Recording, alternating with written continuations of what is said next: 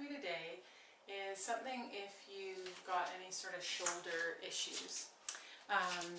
So shoulder issues being excessive tension in through the neck, where you've got a winging scapula, so the shoulder blade wants to lift up off the rib cage.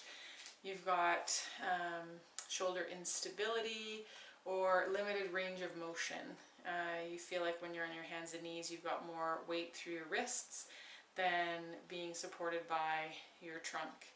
So this is something that you could explore and see. You'll likely see improvement in your shoulder and neck issues. So the first thing we're going to do is work with the pec minor, which is a muscle that attaches at the acromion process, which is the front little notch on the shoulder blade, or the scapula. So I'm just going to grab Ben here. So the pec minor attaches here at the acromion process and then attaches to the 5th, 4th, and 3rd ribs. Okay? And so it fans from here out onto these 3 ribs out towards the nipple and the chest tissue. Okay?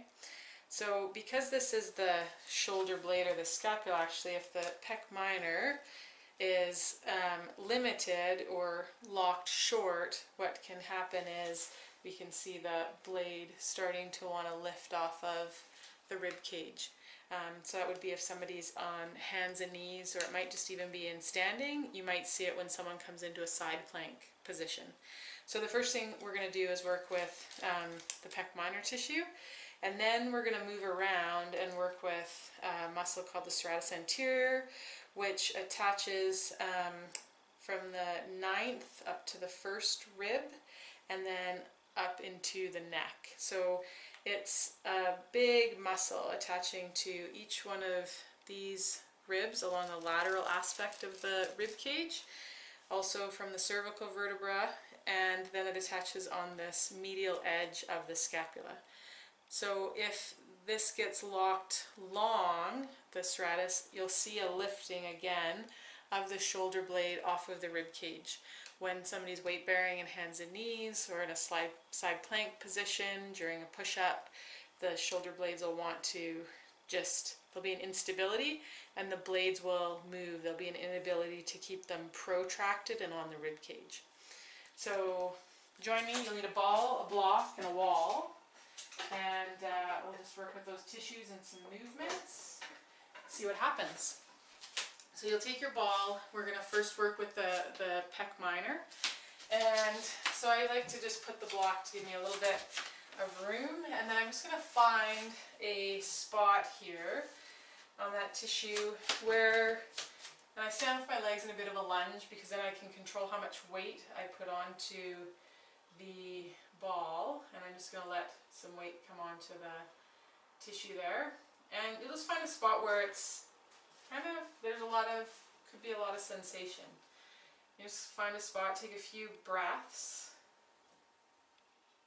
and then taking the arm of the same side that you've got the ball, you're going to start to bring that arm, you can have the elbow bent, and you're going to start to bring that arm just into some arcs on the wall. Ooh, that changes the sensation.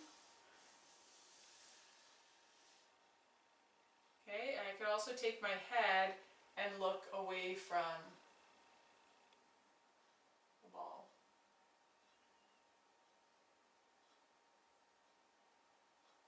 Something that's kind of nice to do here, especially if you've got neck stuff, is using your hand just on the side of your head here. I'm just going to put my glasses on the block for a second. And offering yourself just a little isometric. So you're going to turn your head into your hand. And then I could come onto this side, and I could resist turning my hand into the head.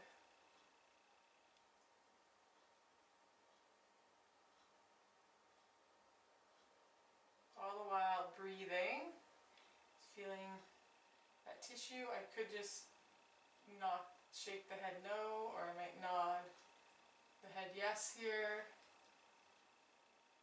With that palm on the wall, I could keep the palm on the wall and start to move the elbow off, away from the wall, bring that humerus into some rotation, and just explore for you the position of where that arm and hand needs to be. Maybe it's that you're going to turn the head and bring the chin down to the collarbone. We could also take this arm and internally rotate it and bring it onto the small of the back.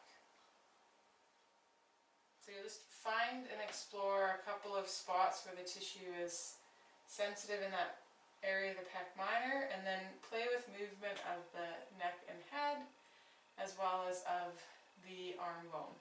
Okay? And then always come off and just take a second to notice what you notice between the left and the right sides.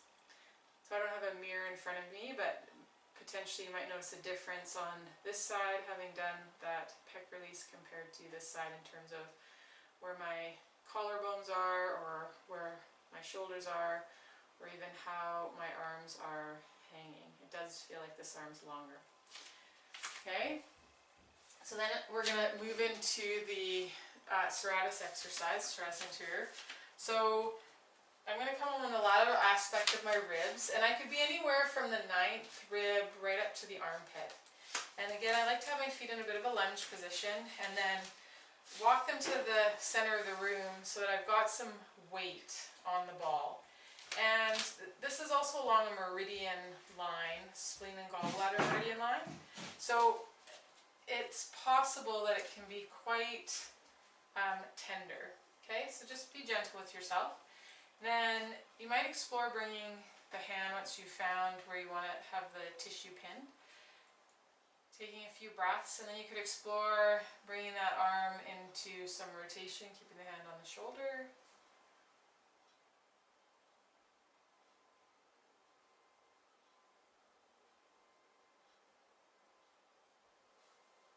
Or I could be here.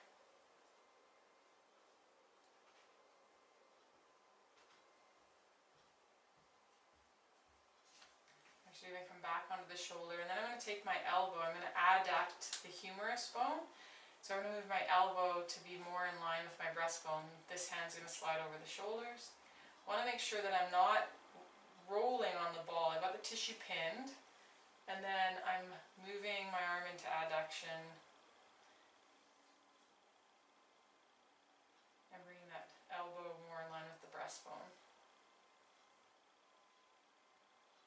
And I might come there and lift the elbow again.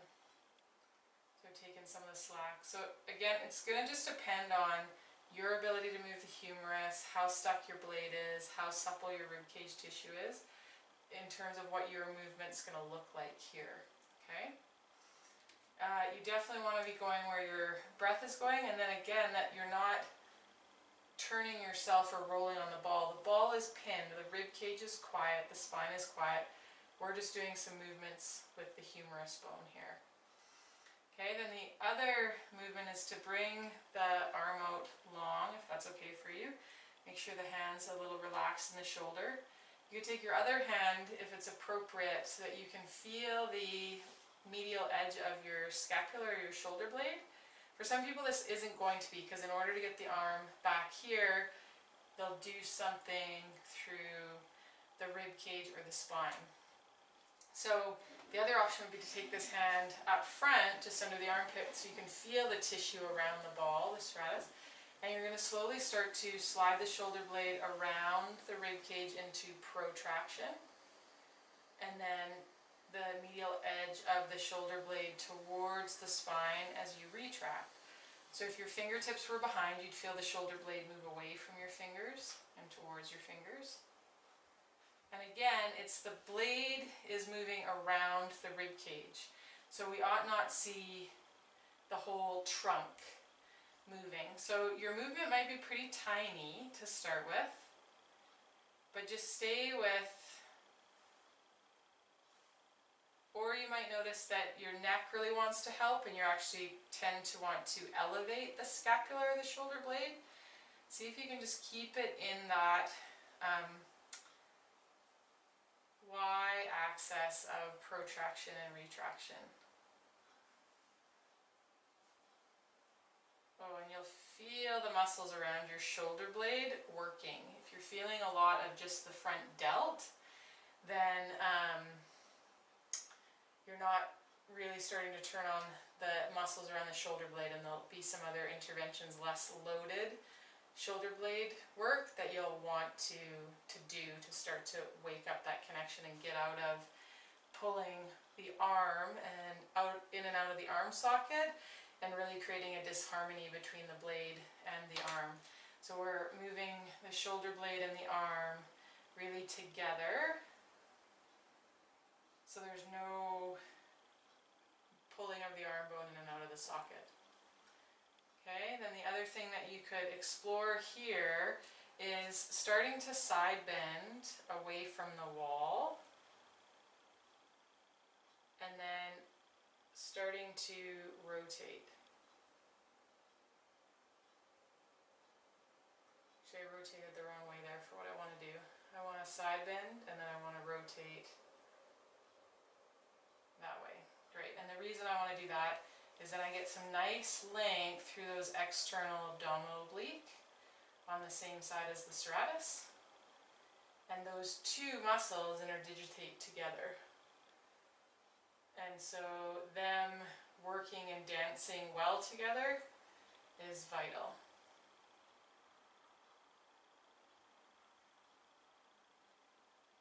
I'm going to even take this arm up the wall here.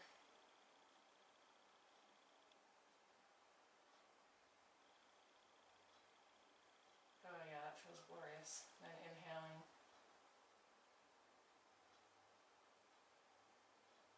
Good.